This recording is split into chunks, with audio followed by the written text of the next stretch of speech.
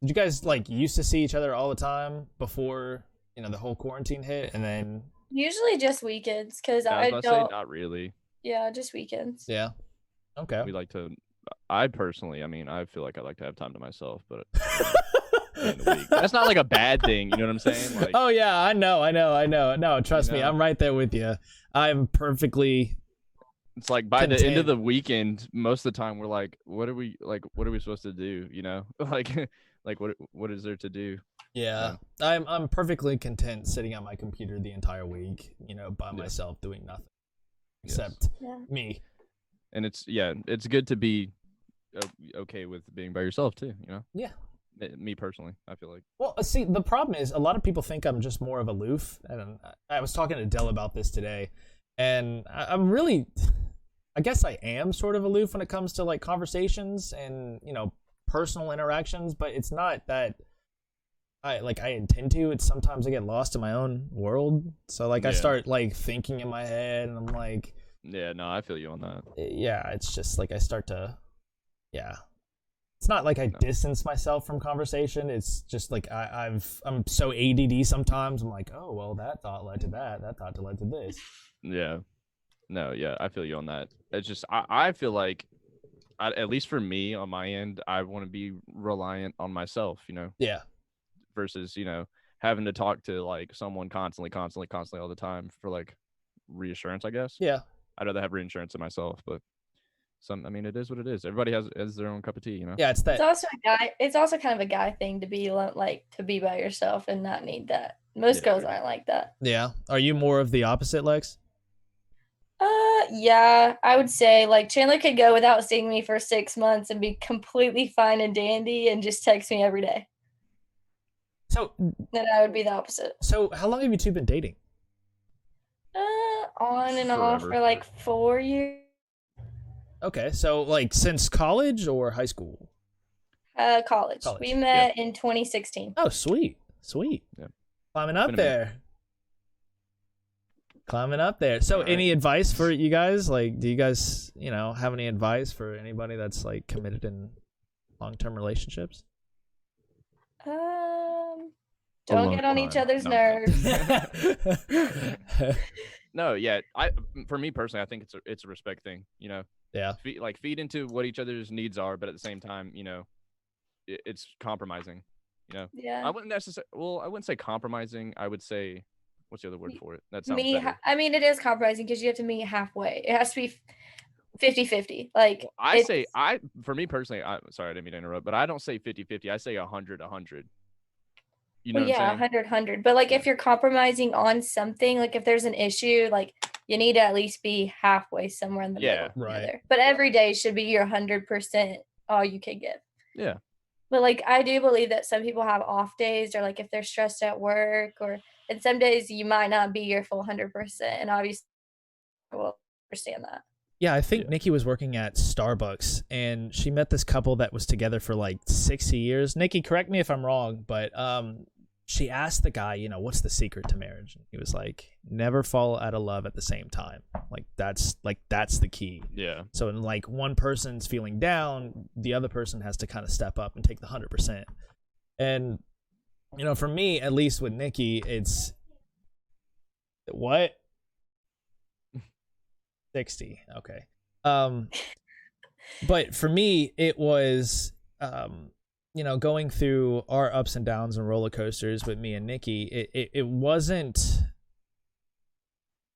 It got to the point to where I found myself saying, if you really love her, like you should want to change. You should never have to change for anybody, but when you really love somebody, you should want to change. And that's where I think you're talking about like the 100%, 100% comes in. It's like a constant effort to stay evolved ahead of And I don't yourself. feel like there's like sense in losing yourself. You should still be your own person. Right. And I think the best thing about it, and I feel like the best thing that you could do is agree to disagree, and come to that term of like, okay, well, I might not, think the same thing as you on this, but it's like if you let those little arguments and stuff build up and you kind of have like a resentment, that's where it kills everything.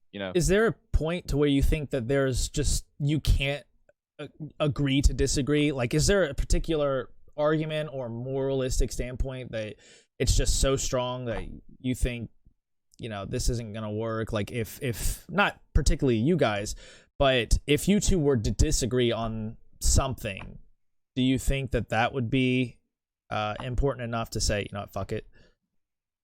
I mean, I think it depends on you, you know. Yeah. If you have these like standards set for the person that you're looking for, you know, and you're not necessarily, you know, if I were to be like, okay, well, I want a girl who has, you know, brown eyes, you know, blonde hair or something, you know, and you don't stray out of that, you know what I'm saying? Like, you don't want to compromise, because there's no such thing as being perfect, you know what I'm saying? Mm-hmm. So it's like a lot of things you are gonna have to compromise on, but you'll never get that perfect of like whatever. But as far as like deal breaking stuff, I feel like that comes with like morals, if that makes sense. Right. For me, at least. It's more of the tangible stuff. Yeah, exactly. Where it's like, I feel like I wouldn't put myself in a relationship with someone if it didn't line up with my morals to begin with. yeah, exactly. Because I don't feel like that would ever, like, me and Chandler disagree on a lot of things, but it's not a make or break thing. Yeah. And it's more of like opinions about things. It's not like daycare. We don't agree on daycare, but we still love each other. Right.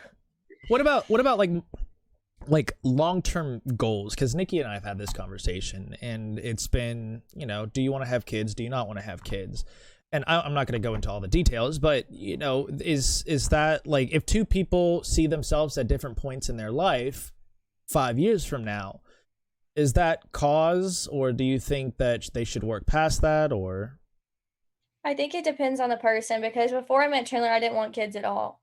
And now after being with him for 4 years, if it does lead to marriage, like, I would, like, he wants kids, so I would do that. But it all depends on how much you love a person, if you're open to the idea of changing your beliefs. Right. And wanting something different. Thanks for airing out dirty laundry. Yeah. No, I'm not going to disclose any more information than that, Nikki. I love you.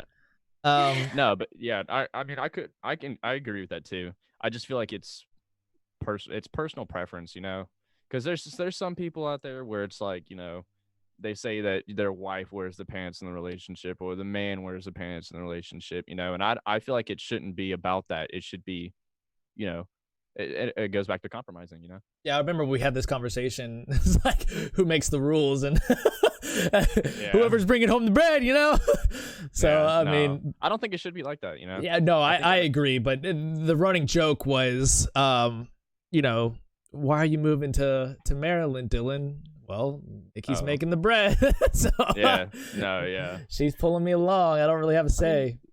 Yeah, but you got to be there and, you know, have her back, you know, during all that, because I'm pretty sure that's hard on her too, you know. Oh, for sure. Be gone for that long, yeah. And I mean, that's you know, good on you for doing that for her, you know. Yeah.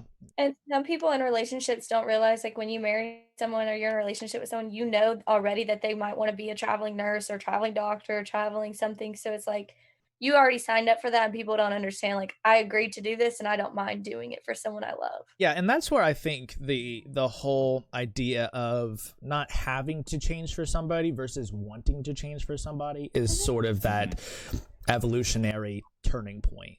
Because when you want to change for somebody and you love them enough to say, hey, you know, I'm going to work through this relationship with you, and we're going to solve out all these nitty-gritty, you know, long-term goals. We're going to figure this out. That's where you really learn how to really manage a relationship. And so again, I think that, you know, wanting versus having to change for a relationship is probably the epitome of that whole situation. Yeah, and that's also good too, because if you want to, then it's like, you know what, yeah, like if she were to be like, hey, you know, stop vaping or whatever, I'd be like, okay, you know, it's gonna be hard, but you got my back, you know, just as an instance, you know, that's a meme going out there, but like little things like that. But at the same time, you could, if I were to be like, if she were to say, you need to do this or you need to do that, you know, and I don't want to do that, but I feel like I'm forcing myself to do it, that's not right. You know what I'm saying? Right. And same goes for her, you know, you have to want to make that change. Right. So.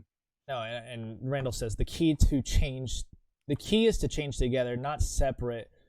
One person can't change without the other. Yeah. Who will vape on my pizza? He said, Taylor, I will vape on well your pizza. said, Lex. All a good relationship is respect one another. My last relationship lasted 17 years. Dell said he likes your headset. I appreciate it. You look like a loof. Yes, sir. Got him. Oh my gosh. Hey, Mom, welcome to the chat.